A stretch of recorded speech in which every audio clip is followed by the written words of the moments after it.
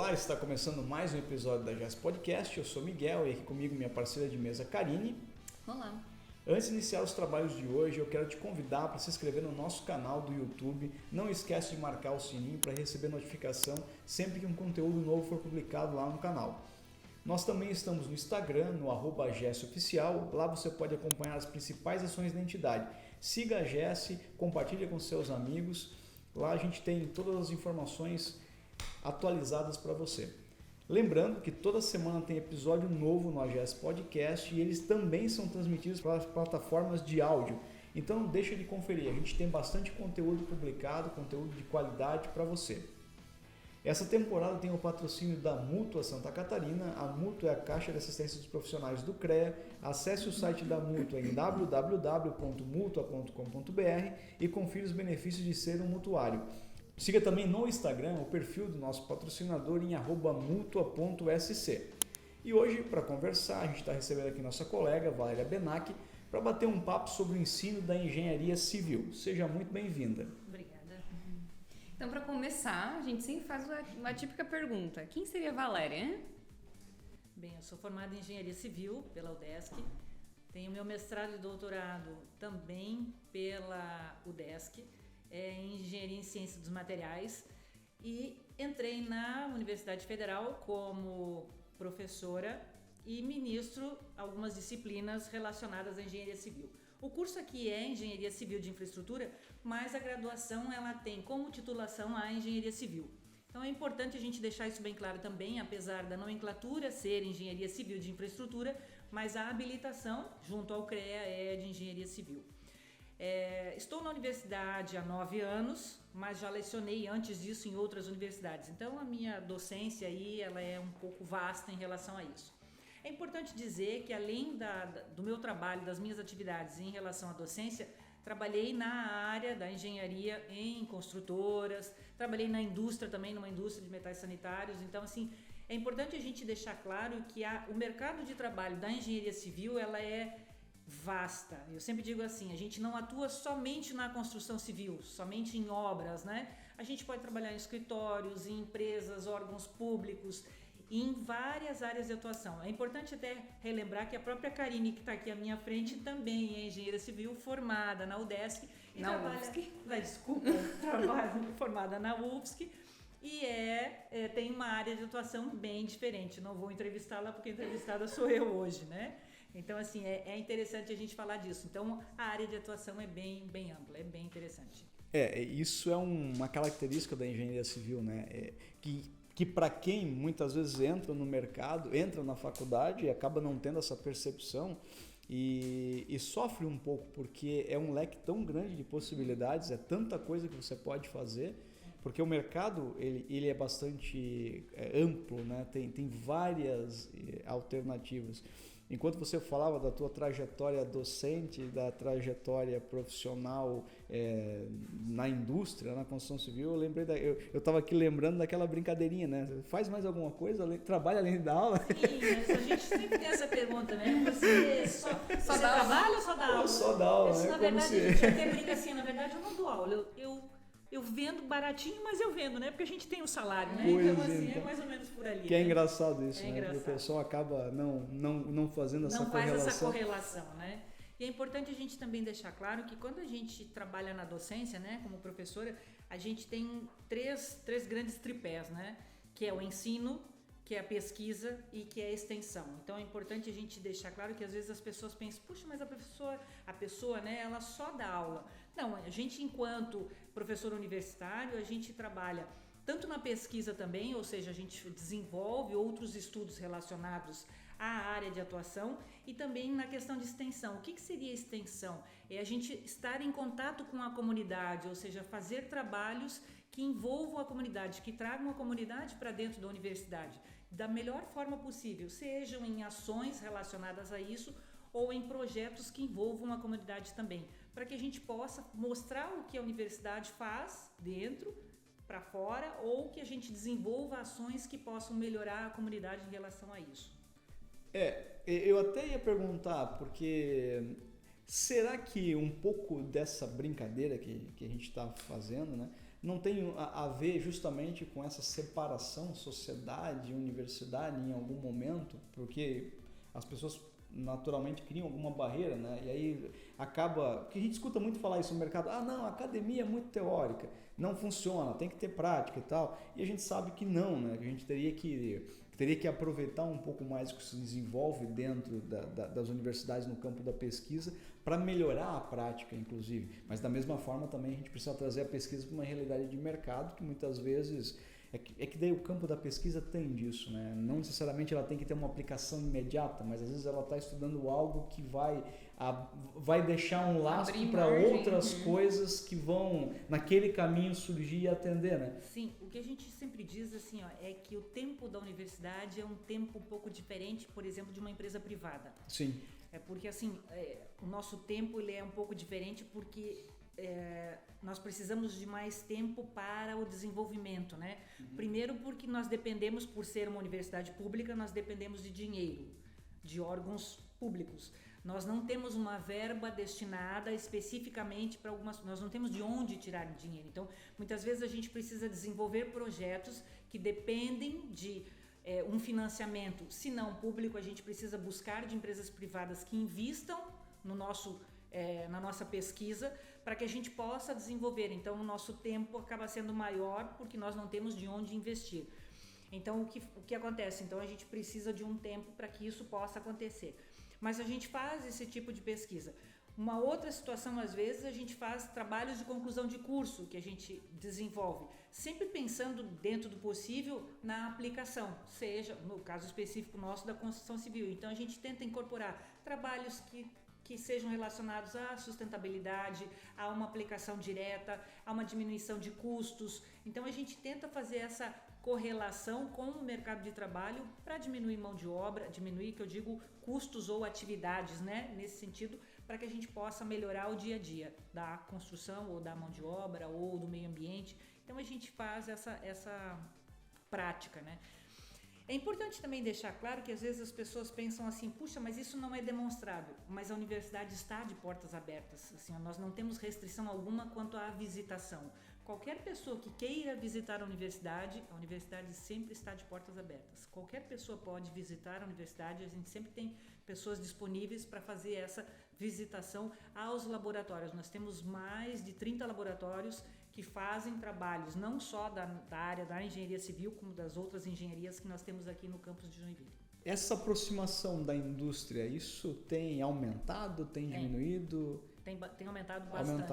Aumentado. Tanto o fato, inclusive, de nós estarmos aqui dentro do Parque Perini, né? Isso também facilita porque aumenta a visibilidade da universidade e acho que para ambas as partes, né? Para o próprio Perini é importante que a gente esteja aqui dentro, porque a academia estando aqui dentro faz com que seja um parque multissetorial e o fato de nós estarmos aqui dentro também traz uma visibilidade maior porque é um parque reconhecido, né? Tanto regionalmente como nacionalmente, então é importante que a gente esteja aqui para que seja mais visível, né? Tenha uma maior visibilidade em relação a isso. Por que eu pergunto, né? A gente sempre tem aqueles mitos, né? Que, mas o mercado brasileiro é diferente, a universidade brasileira é diferente, os Estados Unidos têm determinadas ações onde parece que há mais pesquisa e mais aproximação com o mercado.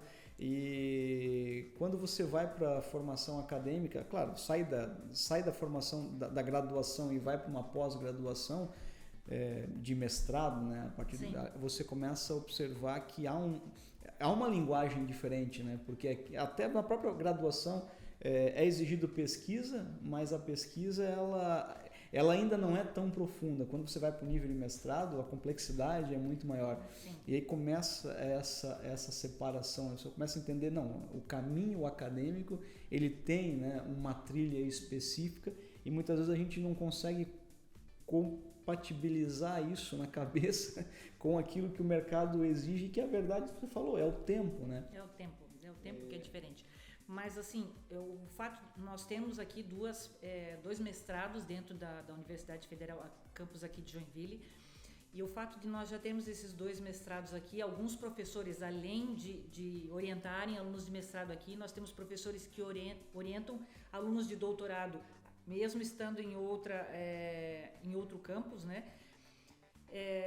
Mas os alunos daqui mesmo de graduação, eles auxiliam os professores nas pesquisas mesmo assim. Não é o fato de nós não termos alunos de doutorado aqui, ou não termos um doutorado, né?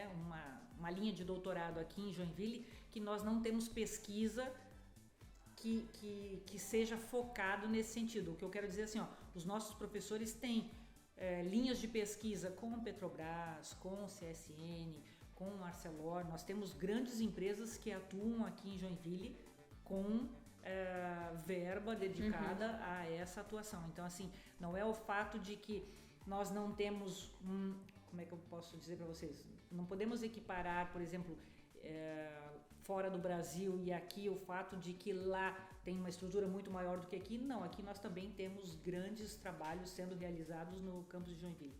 Nesse aspecto, dá pra gente fazer uma boa correlação em relação a isso. Ah, legal. É porque, como eu falei no início, né? Aquele mito, né? Que a gente não visualiza, né? E muitas vezes... O laboratório aqui da UFSC é muito... É bem renomado. Uhum. A gente tem áreas bem interessantes. Se eu trouxer para a nossa área, assim, nós temos o laboratório de pavimentação, que ele é bem equipado. O laboratório de solos também. Em relação ao Brasil, nós estamos fazendo ensaios em várias regiões do Brasil. Nós temos possibilidade já de fazer ensaios mecânicos também para vários corpos de prova em relação ao concreto. Estamos fazendo estudos agora de túnel de vento para edifícios, já estamos iniciando em relação a túnel de vento. Oh, que legal. No sentido assim, você coloca um edifício, claro que a questão do túnel de vento estamos começando agora, a gente coloca um edifício e verifica na questão do vento como ele se comporta em relação aos vórtices, só para a gente ter uma ideia, né, fazendo a correlação que seria, ainda é uma parte inicial em relação ao túnel de vento, mas só a gente pensar em Balneário Camboriú, quando vem aqueles ventos enormes, né, que a gente verifica que os edifícios se movimentam, é esse estudo que a gente já está começando aqui em Joinville também. Não são várias universidades que fazem aqui no Brasil isso. Se a gente pegar em termos de certificações em nível mundial, a gente tem, se não me engano, 4 universidades que fazem isso, então a gente já está trabalhando nisso também. Então são trabalhos que a gente precisa caminhar, mas que não são divulgados, isso porque são áreas específicas. Então, como a gente está começando, a gente também acaba não ainda divulgando, porque a gente está nesse trabalho inicial, mas a gente está focando nessa área também, que é a área de estruturas, e por isso que a gente está caminhando nesse foco também. Então, eu achei até bem interessante que eu estava em São Paulo num evento lá de patologia da construção. Sim. E tava uma empresa lá falando de tintas e que eles tinham feito os ensaios na Universidade Federal de Santa Catarina. Sim. Daí eu, que legal, né? Sim. E aí ele falou tudo aqui certificado, com os laudos deles e tudo mais. Eu, nossa, que bacana. Sim. É aquele papo de que muitas vezes o pessoal fala, mas a engenharia talvez aqui no Brasil ela esteja num nível mais baixo. Eu acredito que não. Né? Porque a gente tem vários exemplos, a gente tem no campo da produção de aviões, enfim, só para dar um exemplo que é de ponta, né? Mas o que eu fico pensando muitas vezes é talvez o aspecto do próprio crescimento do país que pode ter influenciado a percepção, né, da população a respeito do nosso campo de engenharia. Nós temos um processo de urbanização relativamente jovem, né, no Brasil, se comparado a outros países, né? E aí você acaba tendo cidades agora que estão enfrentando problemas maiores com relação a essa questão da sua própria formação e também algumas alterações climáticas que começam a trazer para a gente uma situação de clima diferente. Eu já escuto alguns colegas projetistas comentando que a questão do volume de chuvas tem mudado, já não funciona alguns indicadores que eles utilizavam, tempo de recorrência, os ventos e a necessidade nossa de também verticalizar, porque se entende que hoje o adensamento ele é muito mais conveniente em vários aspectos, você melhora a qualidade da cidade. Então, tem muita coisa que talvez está passando por um amadurecimento, né, da percepção e entender que, olha, não, o profissional que a gente precisa para vencer esses desafios é o engenheiro. mas a gente sabe que nem muitas vezes ele é aplicado adequadamente, né? Eu acho que tem duas coisas, se me permite. Eu acho que tem... Não, eu aqui estou criando, eu estou fazendo o que a academia não permite, né? Vamos jogar a hipótese.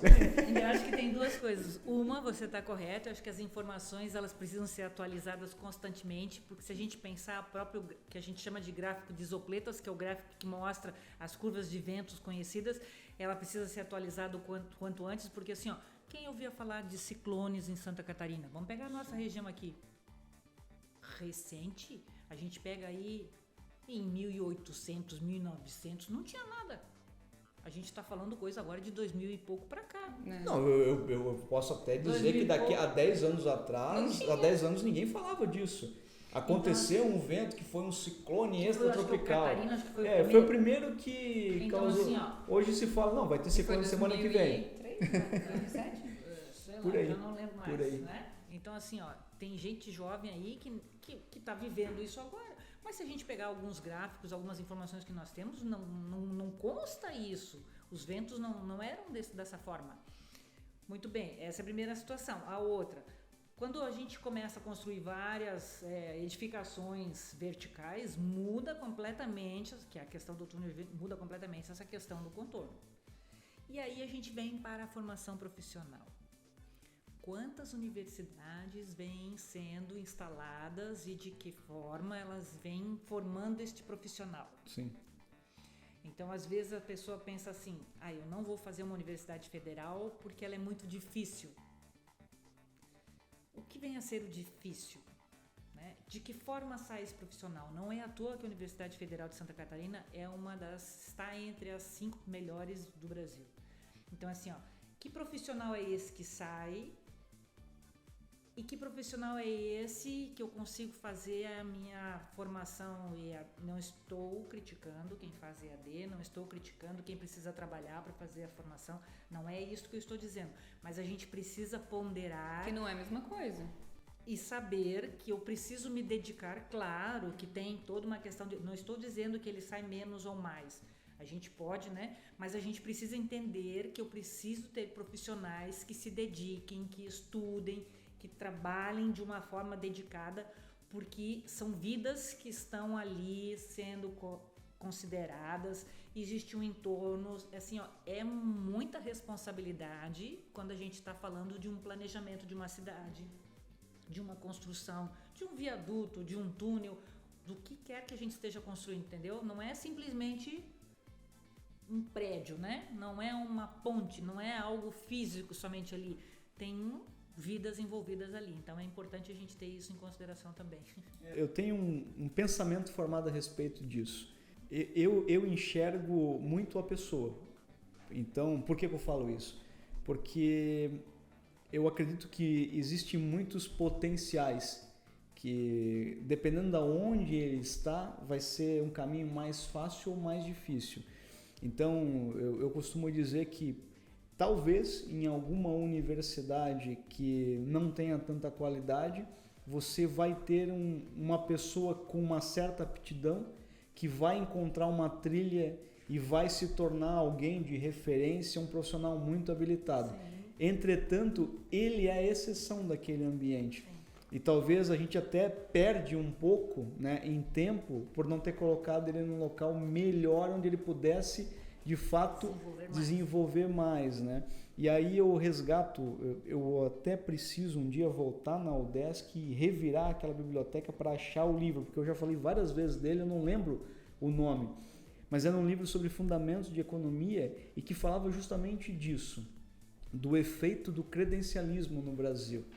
O termo que ele usava era esse. O que é o credencialismo? As pessoas perseguem muito mais um título do que a aplicação. Uhum. Eu sou engenheiro, mas será que você é engenheiro? Eu sou um contador. Será que você é? Ou você tem uma titulação?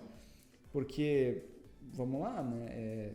Eu passei por cálculo 1, 2, 3, passei por estrutura talvez metálica. Por isso que a OAB faça aquela prova, né? eu passei por toda uma grade na UDESC, né? Que assim como a UFSC também não é... A gente sabe, né? A turma... Colegas. Não é normal passar metade da turma, Não. entendeu? É raro atingir 50%.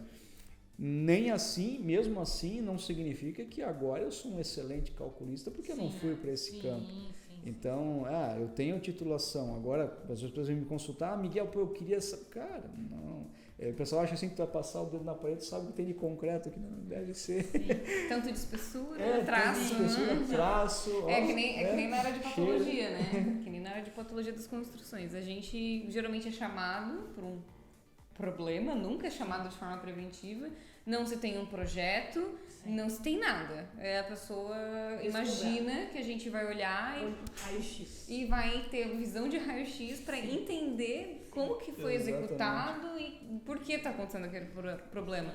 Até teve vídeo, né? Tem um canal no YouTube, teve vídeo essa semana onde eu estava falando sobre o projeto de impermeabilização, que é muito difícil a gente encontrar esse projeto, e aqui em Joinville, que a gente tem um índice pluviométrico muito alto, a gente sofre muito com isso. Muito problema de infiltração e vai verificar, não tem nada a respeito da impermeabilização. É muito escasso esse tipo de informação. Então, é bem isso, assim, e muita gente vem até mim, você é engenheira, né? Eu queria fazer um projeto de, sei lá, projeto de uma casa. Não, eu não mexo com projeto. Então, a gente é muito que nem tu começou, né, o podcast falando que a área da engenharia civil é muito ampla. E eu entrei na engenharia civil tendo e não tendo essa visão. Eu sabia que era algo muito amplo e que era um curso que ia me proporcionar muita coisa, mas eu tinha na minha cabeça que para eu ser engenheira civil eu tinha que estar dando uma obra. E para eu quebrar essa coisa, né, esse dogma na minha mente, foi muito difícil. Porque eu trabalho com laudos técnicos, então eu não trabalho em execução de obra. Então é bem interessante, assim, muita gente vem até mim falar disso, né? Mas eu não me sinto engenheira porque não estou trabalhando numa obra. E é muito normal, porque é o que geralmente a gente é direcionado ali, né, a atuar. Mas assim, até só para eu concluir ali a ideia que eu comecei a falar em dispersando, o credencialismo nesse caso é o que eu enxergo como sendo pejorativo, sendo ruim para o nosso mercado, porque você tem lá uma colocação de profissionais que de certa forma também estão iludidos, né? Porque o mercado vai filtrar, o mercado não vai valorizar aquele empenho. E acaba que a gente tem aí um falso indicador no mercado. Se fala muito que uma das métricas, né, de crescimento econômico é a quantidade de engenheiros que você tem dentro de um país, né? Mas não só a quantidade, a gente tem que ver também a qualidade da formação desse profissional, a qualidade da indústria em absorver esse profissional. A gente sabe que tem muitas indústrias hoje que aproveitam a formação do engenheiro civil, mas não o categorizam como engenheiro civil. O engenheiro de forma geral também, né? O que é ruim também, porque, queira ou não, você até acaba limitando a própria produtividade nacional, né? Que no final das contas, quando a gente fala de economia, a economia busca isso, né? O bem-estar social ele está intimamente ligado com a tua capacidade produtiva. Quanto mais você tem capacidade produtiva, melhor é a qualidade de vida daquele país, né? E o profissional de engenharia é o profissional responsável por estar ali, né? E o civil está muito relacionado à transformação do espaço, né? Que vai dar suporte a isso tudo. Sim, e a construção civil é uma área que, quando o mercado está bom, é o primeiro que alavanca, e quando o mercado está ruim, é o primeiro que cai. Exatamente. Então, assim, é importante a gente perceber isso também, que num ciclo, né, de um mercado de trabalho, a própria curva do PIB, as outras tem a tendência, mas ela tem a forma do mercado de construção civil. Ele puxa e ele cai, conforme a mercado. E isso que você comentou há pouco, é importante a gente ressaltar também, assim, ó, a gente vem percebendo que o mercado de trabalho, ele também, o mercado de trabalho está muito bom para a construção civil. A gente não pode falar, eu estou falando de forma geral para os engenheiros, né, para os engenheiros civis. Tanto para os estagiários, a gente tem tido uma procura muito grande, tanto das empresas quanto os alunos têm conseguido vagas de estágio. Eu acho que isso está muito bom nesse momento, até falar baixo para não dar problema, né? Não, estou brincando. Eles têm realmente conseguido estágio. Os engenheiros formados também estão conseguindo uma qualificação. O único porém que eu vejo é que, assim, ó, o mercado de trabalho não tem valorizado. Não tem valorizado por quê? Porque não tem contratado como engenheiro civil. Isso significa o quê? Porque eles não têm recebido o salário adequado. Por quê? Porque a partir do momento que você contrata como engenheiro civil, eles poderiam ou deveriam receber o piso salarial. Aí o que acontece? As empresas contratam como analista. Por quê? Para não pagar o piso salarial. Então eu vejo assim, ó, isso eu acho ruim do mercado de trabalho, é não valorizar o que tem se feito em termos de estudo, né? Porque assim, ó, o aluno, né, o profissional formado passou 5 anos, 6 anos, 7 anos estudando para se formar, para ter para ser um profissional de mercado. Tudo bem, ele não precisava sair de lá recebendo o piso salarial, mas poderia fazer uma escala de trabalho e contratá-lo como engenheiro porque ele é um engenheiro formado, entendeu? Então acaba transformando ele num analista para que ele não seja contratado como engenheiro. Então acho que esse é o único inconveniente que eu vejo, que ainda o mercado precisa aceitar que é um profissional formado. É a mesma coisa que eu vejo, que o médico se forma e eu vou contratar analista de médico. Aí eu volto para aquilo que, mais uma vez aqui, né, eu não vou apresentar referências, mas é aquilo que a gente fica refletindo, né, cruzando leituras e tudo mais. Eu ainda acredito que muito disso tem a ver com a nossa capacidade produtiva baixa, de forma geral. Pode ser. Porque se diz muito, não fecha a conta na empresa para contratar um engenheiro e tal. Mas por quê? Porque a produtividade média é baixa. É claro que a gente tem indústrias altamente produtivas no Brasil, o agronegócio é extremamente consolidado e evolui, mas quando você tira uma média, você percebe que o Brasil ele é pouco produtivo. Sim. Só que aí, a resposta para melhorar a produtividade está justamente na contratação de boa mão de obra. Sim. E a transformação daquele resultado de trabalho em mais eficiência para a indústria. Então é uma coisa que é circular, né? Sim. E aí eu não consigo melhorar aqui, não consigo ir ali. Sim. Então tem uma certa restrição. Sim, e o que eu venho dizendo para os nossos alunos, aos egressos, eu digo assim, ó, vocês precisam brigar pelo espaço de vocês. Tem isso também. Porque eu acho que assim, ó, você precisa se valorizar.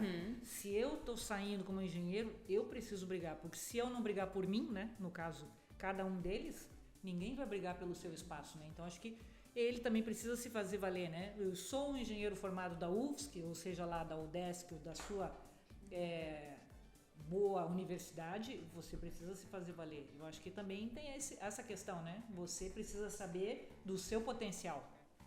Acho que a gente também precisa fazer isso, né? E ao entrar ali, né, onde conseguir, mostrar valor também, né? Mostrar para que veio, né? Mostrar para que veio. Também não adianta nada, conseguir agora. É isso aí. Eu acho que esse é o caminho. Mas uma coisa mais recente que chamou a atenção, até foi discutido nos grupos, né, de associados, é a quantidade de pessoas buscando a engenharia que veio decrescendo. Vocês sentiram isso ali também? Sim, sentimos também. Que isso acende uma luzinha preocupante. Sim, né? Isso a gente vem percebendo não só na engenharia civil, como nas demais engenharias, como em várias universidades. A gente vem conversando com as demais universidades também e a gente vem percebendo que e não é exclusivo do Brasil, né? Não é exclusivo. A gente vem percebendo que isso vem caindo bastante. Inclusive a gente vem montando grupos de trabalho para poder entender o que está acontecendo realmente em relação a isso, que assim é complicado. E não só isso, em relação à evasão também, ou seja, a gente tem tido um aumento da evasão em relação a número de alunos. Tem muita gente dançando no TikTok. Isso que eu ia dizer agora. Saiu até uma pesquisa e tal. Nossa, eu não vou nem saber dizer onde, mas fazendo uma pesquisa com os jovens, qual que é o sonho deles, né? Sim. E a maioria respondeu digital influencer. Digital influencer, youtuber, né? Criador de conteúdo. Sim. E porque eu acho que se criou um a Ana Rita comentou isso também no podcast que ela estava aqui. Né? Se criou um estigma muito grande de quem está trabalhando nessa área, está faturando múltiplos dígitos. E daí as profissões consolidadas e antigas já não servem mais. É o novo jogador de futebol, né? É a nova profissão, né? Que antigamente era o jogador de futebol, né? Hoje é o digital influencer. Né? E que vários hoje falam, né? Os jogadores de futebol, por conta até desse universo digital, onde existem muitos programas, esses expoentes maiores aí comentam muito a respeito disso, dizendo o seguinte: eu sou a exceção do mercado. São milhares que vivem com R$1.000, R$1.200, R$1.500 com um emprego complementar, porque se criou aquela ilusão, né? Vários meninos e meninas correndo atrás desse sonho, e o mercado não é assim, né? Sim. Esses dias mesmo passou uma reportagem da primeira jogadora de futebol, não sei o que, quando foi ver a casa dela, é uma simples casa que realmente não representa o que poderia ser para quem jogou futebol não sei quantos anos pelo Brasil, né? Sim. Então é bem por aí mesmo, né? Agora, é fato que uma outra questão, outra questão também que vem caindo é assim, ó, como a gente comentou um pouquinho antes, o número de universidades que vem aumentando e facilitam a inserção, né? O próprio FIES, que possibilita que eles entrem em umas particulares, o número de universidades que parcela, o número de, né, parcela pequenininha, então faz à noite, então cai para quem tem curso integral. O curso integral é uma coisa que diminui bastante a possibilidade, né? O FIES, né, mas ele já teve outros nomes, né, que eu não vou resgatar agora, não vou lembrar, mas assim, eu conheço pessoas que fizeram bom e mau uso disso, mas naquele artigo que eu comentei lá do livro que eu li, ele falava justamente disso. Ele não falava do FIES, porque ele fazia uma análise mais global, né, de exemplos de países que utilizaram e não utilizaram isso. E aí ele fazia um alerta para o cenário nacional, dizendo que isso não pode ser uma política, mas sim um instrumento de política. Porque o exemplo Claro que também aqui o papel não é criticar, porque muitos países usam isso, né? Sim. E na época, quando eu li isso, isso já era 2007, eu já tinha escrito há muito tempo o livro. Você tem desequilíbrios, né, dentro de um país, na formação da tua indústria, e você precisa fazer algumas induções. Então, muitas vezes, financiar algumas universidades para que você tenha uma ampliação de vagas pode ser um instrumento, não pode ser uma política. Por quê? Porque nós também temos excelentes universidades privadas no Brasil. Então, se você conseguir colocar uma taxa a mais de pessoas se formando ali, você vai ter profissionais de qualidade. E como é um interesse social de que a gente tenha mais profissionais desse gabarito, se financia. Mas o problema é que quando isso vira uma política, você tem uma pulverização de cursos que vão capturar esse recurso e jogar a gente no mercado sem a real habilidade. Né? Que ele também, depois, ele até usou o próprio exemplo dos auxílios, que no Brasil aqui a gente tinha o Bolsa Família, tinha outro nome antes, que Bolsa Gás, por aí vai, que é uma ferramenta que foi utilizada em vários lugares no mundo, no Europa pós-guerra também, enfim. Só que ela tem que estar vinculada a um outro programa, porque aquilo ali é um complemento. Ele tem que vencer o que a gente chama de custo de oportunidade. Para que eu tenho Bolsa Família? Para que aquela criança não vá para o mercado informal contribuir com a economia familiar. Para que ela entre dentro da trilha de educação e alcance a economia formal. Só que eu não posso pagar eternamente isso, né? Enfim, são complexidades, né? Complexidades. Não querendo te cortar, mas... Não, por favor. A gente passando ali. E como é que tu percebe, assim, dos alunos? Percebe que os que se formam seguem ou não? Acabam... seguindo a área? Isso. Sim. O que a gente percebe é assim, ó, aquilo que eu falei lá no início, que a área é tão vasta que a gente percebe que as áreas realmente abrem as possibilidades. A gente tem alunos para todas as áreas. Inclusive, eu estava solicitando, a gente vai ter agora em setembro a feira de profissões, né? Na verdade, feira de cursos, a gente vai ter aberto à sociedade, se eu não me engano é dia 18, 20 de setembro, agora me fugiu, memória vai apagando de vez em quando. A gente vai ter agora em setembro a universidade, a gente chama aberta, mas ela sempre está aberta, né? Mas as escolas de ensino médio vão estar visitando a universidade para a gente apresentar todos os cursos oferecidos aqui no campus.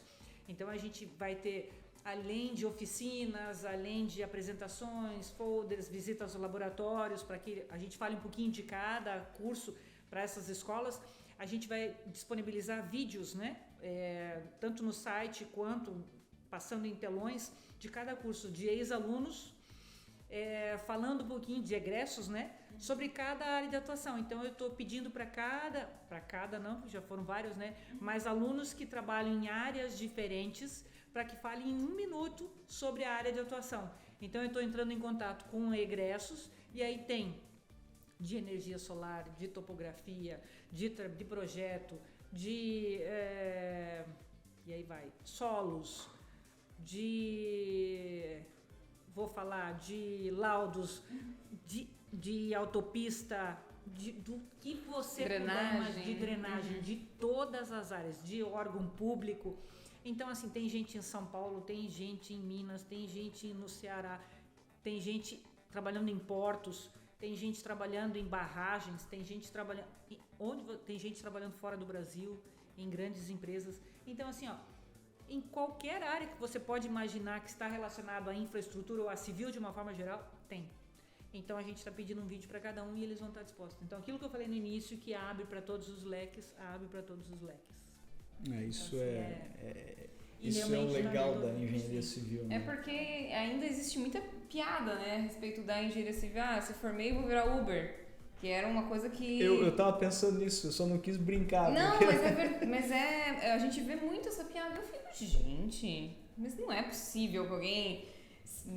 Mas assim, mas talvez tenha sido um pouquinho por conta dessa questão da crise que a gente passou um tempinho recente aí, o mercado. Sim, mas foi para todo mundo, né? Mas não foi só... assim, vai muito do perfil da pessoa. Sim. Por exemplo, assim, tem quem tem um perfil, por exemplo, mais intimista. Ele vai trabalhar com projeto, porque ele não gosta muito de conversa com as pessoas. Tem, por exemplo, quem tem um perfil mais extrovertido. Provavelmente ele vai trabalhar mais com área de vendas, mais comercial. Então, tem gente, por exemplo, que trabalha numa construtora, mas trabalha com vendas de projetos. Ele não deixa de estar atuando como engenheiro civil, porque ele vai saber vender um projeto, por exemplo, de uma construção, muito melhor do que um cara que só é corretor de imóveis. Porque ele tem todo o conhecimento de uma estrutura, mas ele está dentro da... Pensei que estava me olhando para eu focar na câmera. Aí... ele vai ter todo o conhecimento ele vai poder falar da fundação, do projeto, do balanço, eventualmente. Ele vai tirar dúvidas do projeto, entendeu? Sim. Então, assim, e por outro lado, eu sei de um aluno, já que tu falou sobre Uber, eu sei de um aluno que largou mão de tudo para viver como nômade. Mas porque é o perfil dele, ele largou a engenharia e está indo de cidade em cidade porque é o perfil dele. Ele largou a engenharia, mas ele largou da vida.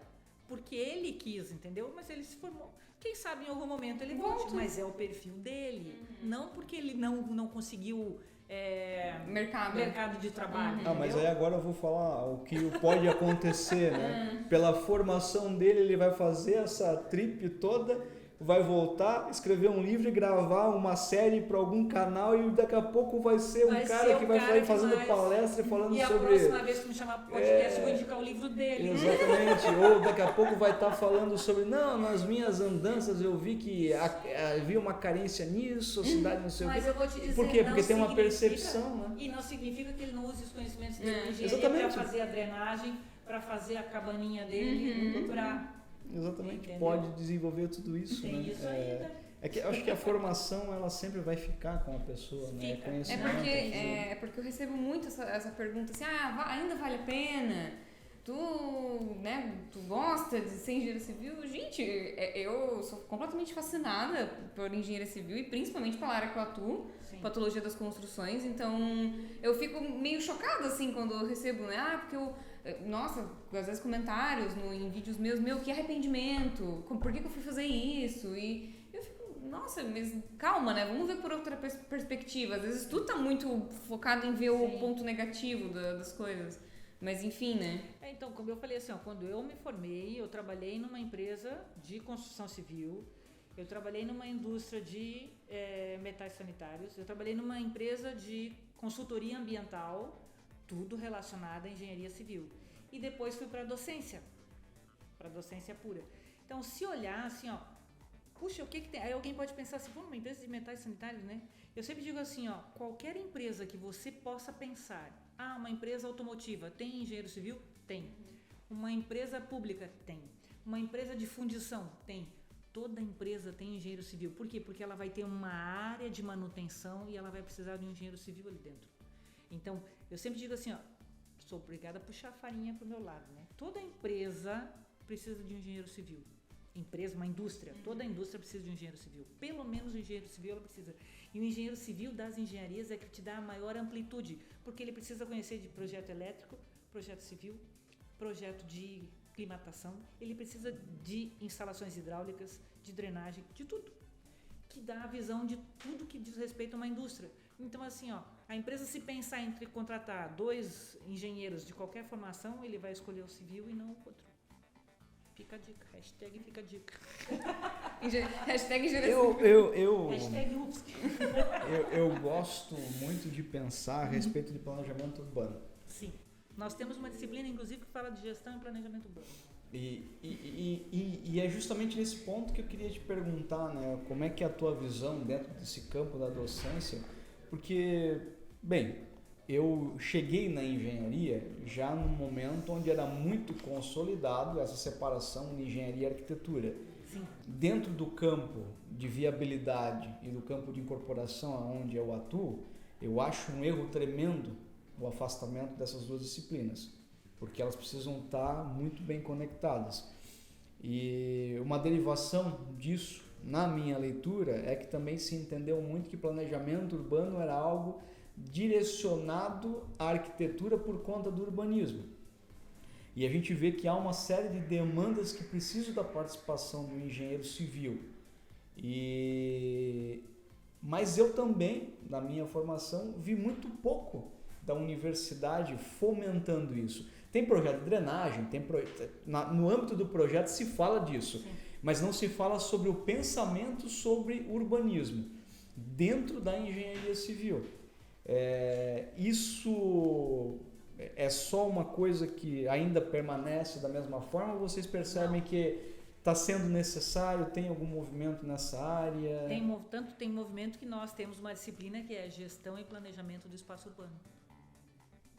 Mais uma vez, hashtag fica a dica. Porque, mas ainda assim... E é lecionada, inclusive, por uma arquiteta. Uma arquiteta? Por uma arquiteta. Não, que é excelente, porque tem que ter essa integração, Porque assim, ó, é importante, porque por mais que a gente fale, né, que a gente sempre, aí quando você diz antes de fazer a piadinha, né, sempre tem aquela brincadeira, né, que existe a rixa entre arquiteto e engenheiro, né. Nós temos no nosso curso 2 arquitetas que trabalham nas disciplinas do nosso curso, justamente para a gente mostrar que existe essa relação entre arquiteto e engenheiro e que a gente precisa andar em conjunto. Por quê? Porque geralmente, para quem for para o mercado de trabalho e atuar nas áreas de projeto e gestão, vai ter esse relacionamento entre arquitetura e engenharia. Não tem como fugir, uma hora ou outra vai ter esse entrelaçamento. Então é importante que já exista essa comunicação desde o início, porque não tem como desconectar.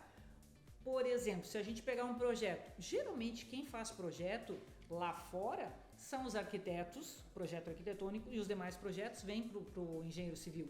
Poucas vezes a gente faz o projeto arquitetônico, apesar de termos a atribuição, mas geralmente os grandes projetos são feitos pelos arquitetos. Então é importante que a gente tenha essa relação desde o início. Então a gente tem também essa relação aqui dentro da universidade já. Bem, passou pelo DESC, certamente conheceu uma pessoa chamada Nelson Trigo. Sim, professor Trigo. Eu recordo que foi tão marcante na minha formação, porque isso foi na primeira disciplina lá, Introdução à Engenharia Civil. Acho que toda... Não. Era com a Andressa, mas ela chamava várias pessoas, né? Todas as aulas de vários setores, né? E ele foi um dos convidados, um dos palestrantes, e ele falou, eu não sei se isso foi um resumo dele, mas ele apresentou que a construção civil, né? Ela é formada por 4 pilares, né? Na questão de concepção, né? Você tem segurança, economia, função e estética. E ele comentou, né? Função e estética está muito relacionado à arquitetura e economia e segurança está muito relacionado à engenharia civil. Sim. Entretanto, se você não encontrar um equilíbrio entre esses dois campos, você ou vai ter algo extremamente conceitual e caríssimo, que é o extremo da arquitetura, ou uma caixinha maravilhosa, quadrada, né? Desagradável esteticamente, mas extremamente eficiente do campo da economia e segurança da engenharia.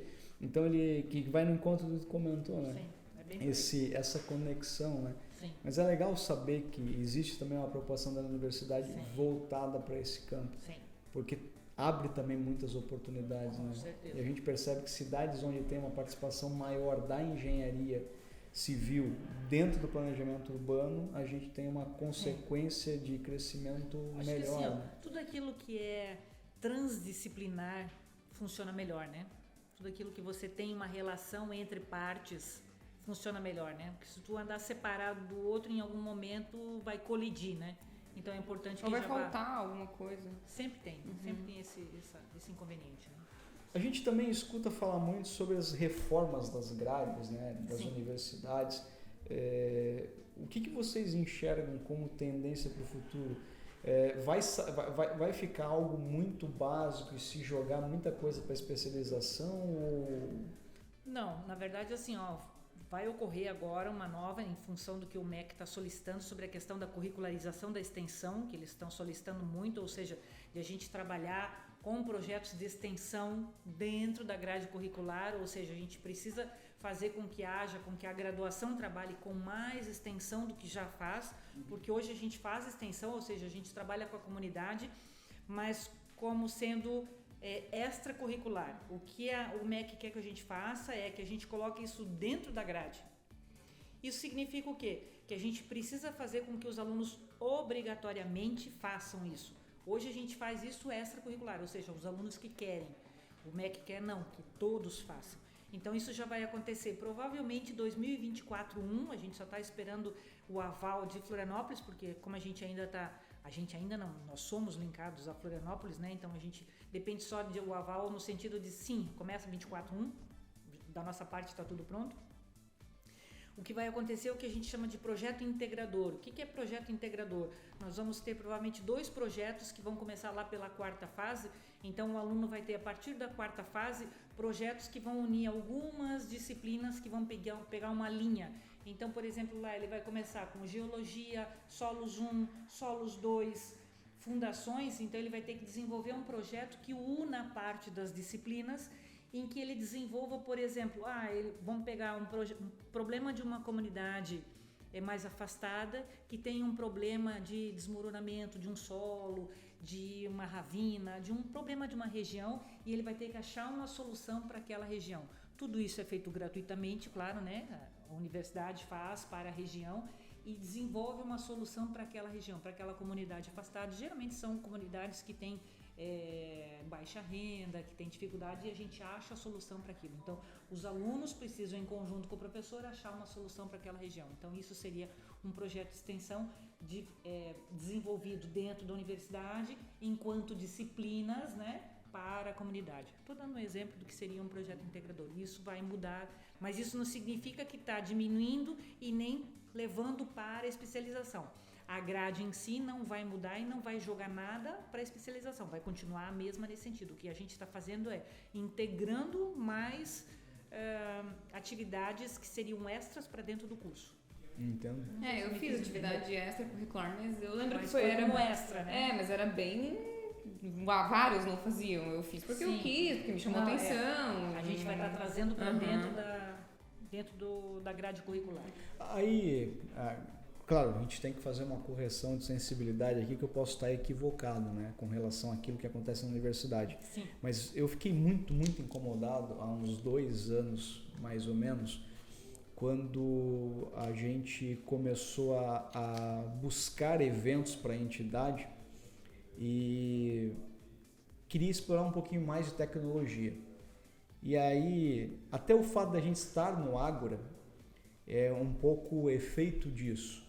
Porque a gente percebeu que aqui dentro haviam muitas empresas com alguma correlação à construção civil, naquela linguagem da startup, né, que ela está disruptando o mercado, mas sem a presença de um profissional de engenharia diretamente vinculado àquela empresa. Por quê? Uma startup, geralmente, ela nasce de um exercício de design onde se busca resolver um problema que foi identificado e se acha uma solução, muitas vezes vinculada à conexão com outras ferramentas, e você encontra um nicho, né, de oportunidade. Sim. E a gente tem muita referência de professores e profissionais que são formados lá na década de 80, 90 ou até 70, que faziam um uso mais aplicado de linguagem de programação do que quem foi formado de 2000 a 2020. Apesar de a gente estar muito mais presente com a tecnologia. Por quê? Se entendia que muita coisa ali era repetitivo, eu podia programar isso, eu podia utilizar a tecnologia a meu favor. Sim. E hoje a gente, eu percebi isso, né? Poxa, como é que será que está essa conexão, né, do profissional da engenharia ou do aluno que está sendo formado dentro do campo da engenharia civil com as possibilidades de se integrar com outras áreas de ciência da computação, sistemas de informação, para daqui a pouco pegar aquela percepção dele, analisando um problema e buscando um parceiro. Não, vamos formar um novo negócio aqui, há uma oportunidade, há um nicho. Dentro hoje da grade de vocês, né, isso é discutido, isso tem chegado ou ainda não tem surtido tanto efeito nos alunos? Nos alunos ainda não tanto.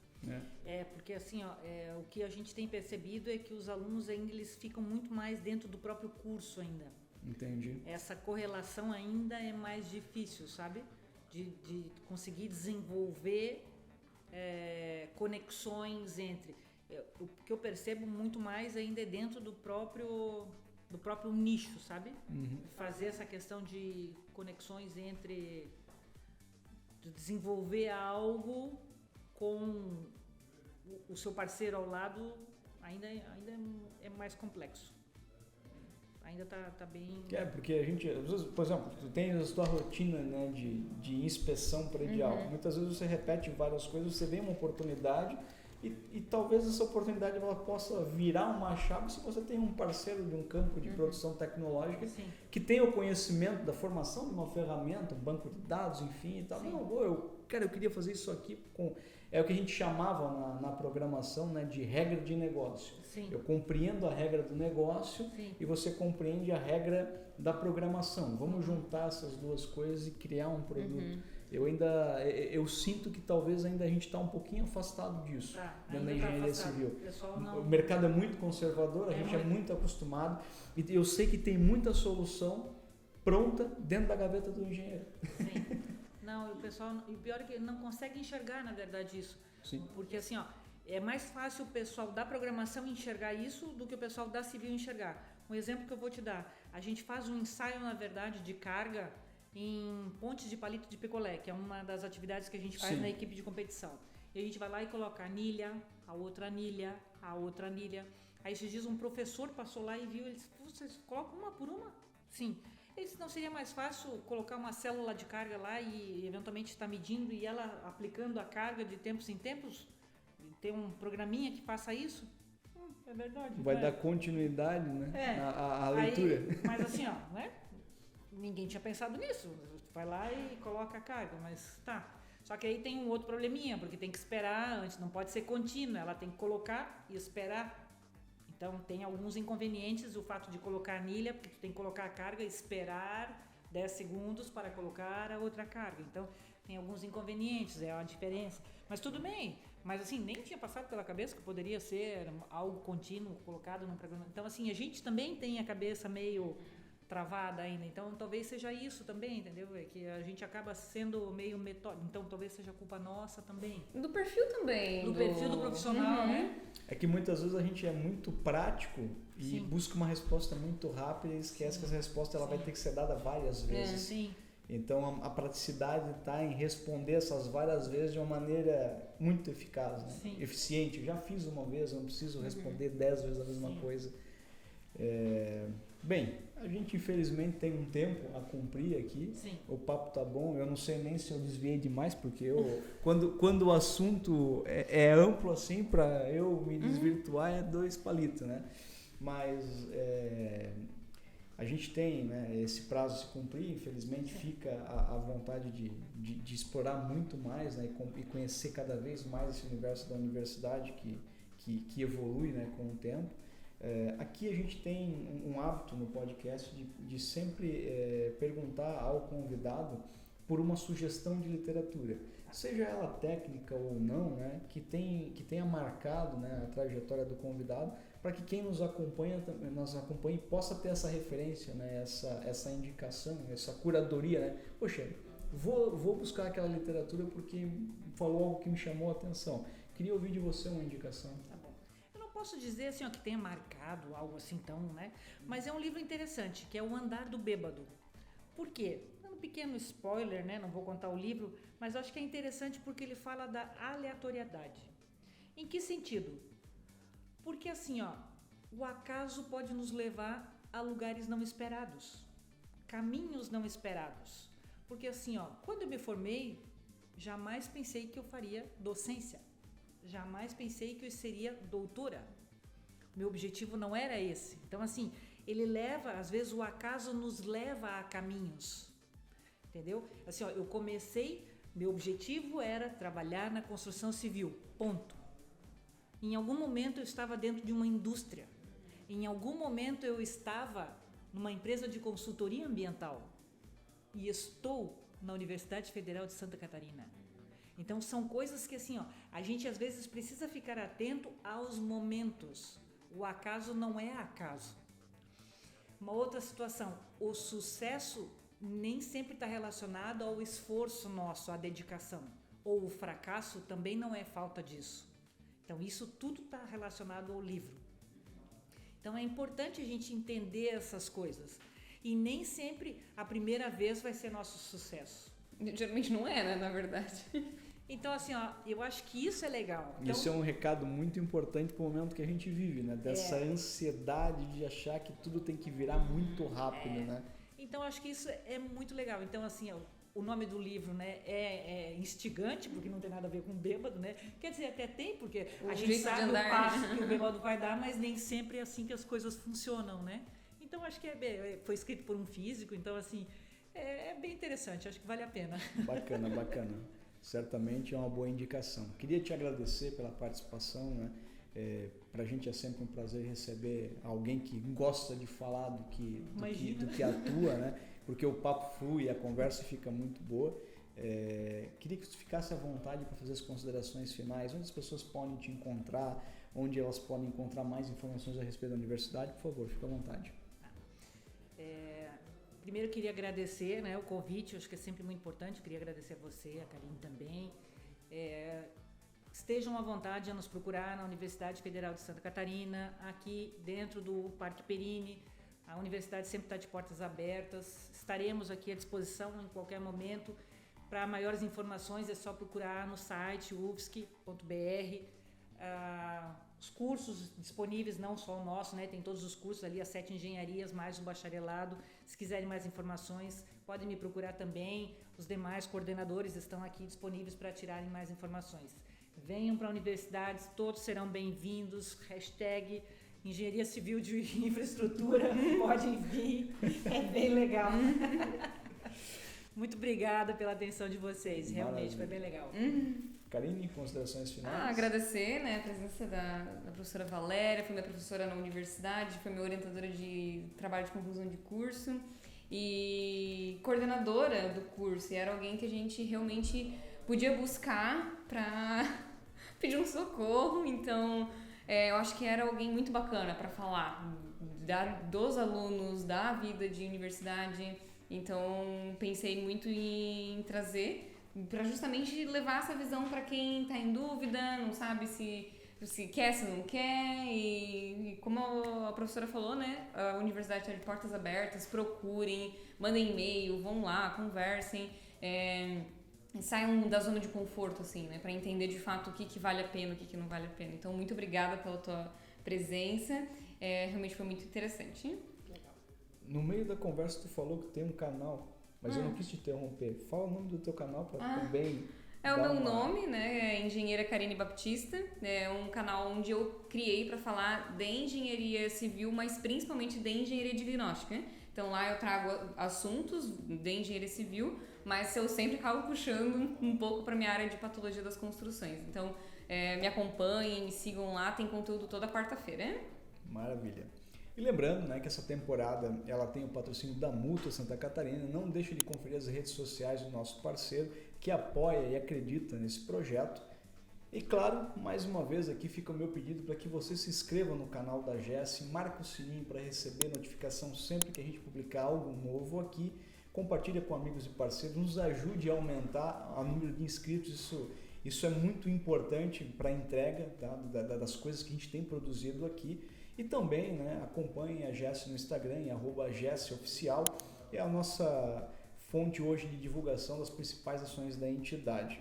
Eu me despeço por aqui e até breve.